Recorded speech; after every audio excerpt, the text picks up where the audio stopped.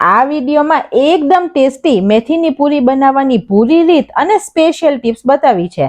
આ જ રીતે ઘરે બનાવજો અને વિડીયો પસંદ આવે તો લાઈક આપી ચેનલને સબસ્ક્રાઇબ જરૂર કરજો. Happy cooking, enjoy eating. અત્યારે આપણે એક બાઉલ એટલે કે 100 ગ્રામ જેટલા મેથીના પાન લીધા છે.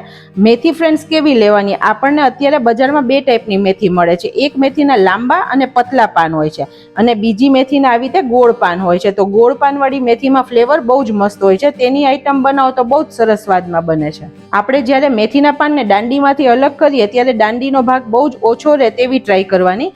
આપણે 3 ચમચી જેટલી કોથમીર પણ લીધી છે. આ બંને ભાજીમાં ખૂબ જ પ્રમાણમાં માટી હોય છે, તો આપણે 3 થી 4 વખત તેને સરસ પાણીથી ધોઈ નાખવાની. હવે મેથીની પૂરીને એકદમ સરસ ફ્લેવર દેવા માટે એક મસાલો બનાવીએ. આ 1/4 ચમચી જેટલો અજમો લઈએ છે, અડધી ચમચી જેટલી વરિયાળી લઈએ છે. આ બંનેની ફ્લેવર પૂરીમાં મસ્ત લાગશે ફ્રેન્ડ્સ. આ 2 તીખા લીલા મરચા છે તેને એડ કરીએ અને 2 નાના ટુકડા આદુ લીધું છે. તમે જો લસણ ખાતા હોય અને તમને પૂરીમાં ભાવતું હોય તો તમે આમાં લસણ 3-4 કળી પણ લઈ શકો છો. હવે આ બધાની આપણે પેસ્ટ બનાવી લઈએ. હવે આપણે જે મેથી ધોઈ તેને સમારી લઈએ. હવે મેથીને આપણે વાસણમાં લઈ લઈએ, કોથમીરને પણ લઈ લઈએ. અત્યારે આપણે પૂરીનું બધા ભાગનું મીઠું એડ કરી દઈએ છીએ. અત્યારે 3/4 ચમચી જેટલું મીઠું લીધું છે અને આને આપણે સરખું મિક્સ કરી દઈએ. ફ્રેન્ડ્સ, આવી રીતે કરવાથી મેથી સરસ પાણી છોડી દેશે અને તેની ફ્લેવરમાં જ આપણો લોટ સરસ બંધાશે. અને બીજું કે ફ્રેન્ડ્સ, આપણે જ્યારે મેથીની કોઈ પણ વસ્તુ બનાવીએ ને ત્યારે તળતી વખતે મેથી જો લોટમાં તમે એડ કરી હોય ને તો તે છૂટી જાય છે તેલમાં અને તેલ પણ બહુ બગડે છે. આ રીતે કરવાથી બહુ જ ઓછા પ્રમાણમાં મેથી છૂટી પડશે. હવે આને આપણે 5 મિનિટ માટે રેસ્ટ આપીએ. હવે 5 મિનિટ પછી મેથી આપણી સરસ આમ શ્રિંક થઈ ગઈ છે ને પાણી પણ સરસ છોડી દીધું છે. હવે આપણે જે પેસ્ટ બનાવી તે એડ કરી દઈએ. આપણી 1 વાટકો મેથી હતી તો તેની સામે આપણે 2 મેઝરિંગ કપથી લોટ લઈએ છીએ. અત્યારે ઘઉંનો રોટલીનો લોટ લીધો છે. 4 ચમચી જેટલો રવો એડ કરીએ છીએ. અત્યારે જે બારીક રવો આવે છે તે મેં એડ કર્યો છે અને જે આપણી રૂટીનની ચમચી હોય ફ્રેન્ડ્સ તે જ મેં વાપરી છે. અને 2 ચમચી જેટલું બેસન નાખીએ છીએ. બેસનથી સ્વાદ ખૂબ સરસ લાગશે અને આપણી જે પૂરી છે તેનું ટેક્સચર પણ સરસ બનશે. 1 ચમચી જેટલું તેલ એડ કરીએ છીએ. ફ્રેન્ડ્સ, અત્યારે જે માપ બતાવ્યું છે તે એકદમ પરફેક્ટ છે. એકદમ ટેસ્ટી પૂરી તૈયાર થશે. 2 પિંચ જેટલી હિંગ એડ કરીએ. 1/4 ચમચી જેટલી હળદર. આપણે લીલું મરચું નાખ્યું છે તો 1 ચમચી જેટલું કાશ્મીરી લાલ મરચું નાખીએ. હવે આ બધું પહેલા આપણે મિક્સ કરીએ. પહેલા ફ્રેન્ડ્સ, આપણે પાણી એડ નથી કરી દેવાનું કેમ કે મેથીએ જે પાણી છોડ્યું છે તેમાં આપણો લોટ ઘણો બધો બંધાઈ જ જશે.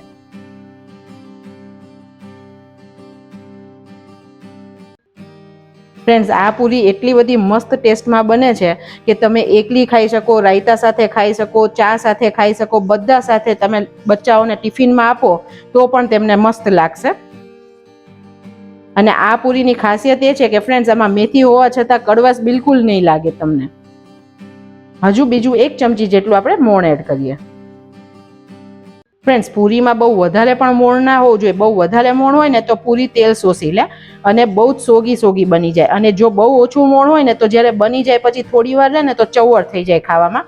તો મોણ આપણે પ્રોપર નાખવાનું. ફ્રેન્ડ્સ, આ ટાઈમે ચાખીને તમને જરૂર લાગે તો મીઠું તમે અત્યારે એડ કરી દેજો કેમ કે પાણી નાખ્યા પછી તમે મીઠું એડ નહીં કરી શકો અને મીઠાનું વેરિએશન સ્વાદ પ્રમાણે બધાનું અલગ હોય છે. અત્યારે હું પણ 1/4 ચમચી જેટલું મીઠું એડ કરું છું.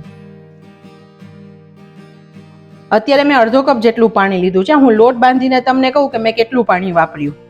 આપણે હાથમાં થોડું થોડું પાણી લેતા જવાનું અને પૂરીનો કઠણ લોટ બાંધવાનો છે. જે લોટ આપણો ભેગો થાય તેને સાઈડમાં કરી દેવાનો અને બીજા કોરા લોટમાં પાણી એડ કરતા જવાનું. આપણે હથેળીમાં મુઠ્ઠી બનાવી અને લોટને ભેગો કરવાનો છે. ફ્રેન્ડ્સ, આપણે જે મોળી એટલે કે લોચા પૂરી બનાવી છે ઘઉંની પૂરી એકલી, એ આપણે કોઈ પણ શાક સાથે ખાઈએ છીએ.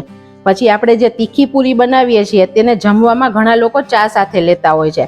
અને આ મેથીની પૂરી છે તેમાં તમારે કોઈ શાકની, ચાની જરૂર નહીં પડે. તમે એમને એમ ખાઈ શકશો કોઈ પણ રાયતા અથવા દહીં સાથે.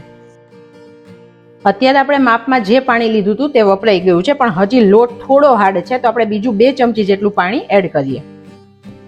પહેલા આપણે 1 ચમચી નાખીએ છીએ. ફ્રેન્ડ્સ, પાણી હંમેશા ધીરે ધીરે જ એડ કરવાનું, કેમ કે વધી જાય તો તમે કાઢી નથી શકતા, અને આપણે જ્યારે વધારે લોટ ઉમેરી તો મસાલાનું પ્રમાણ ઓછું થઈ જાય. તો અત્યારે આપણે પહેલાં 1 ચમચી નાખ્યું છે.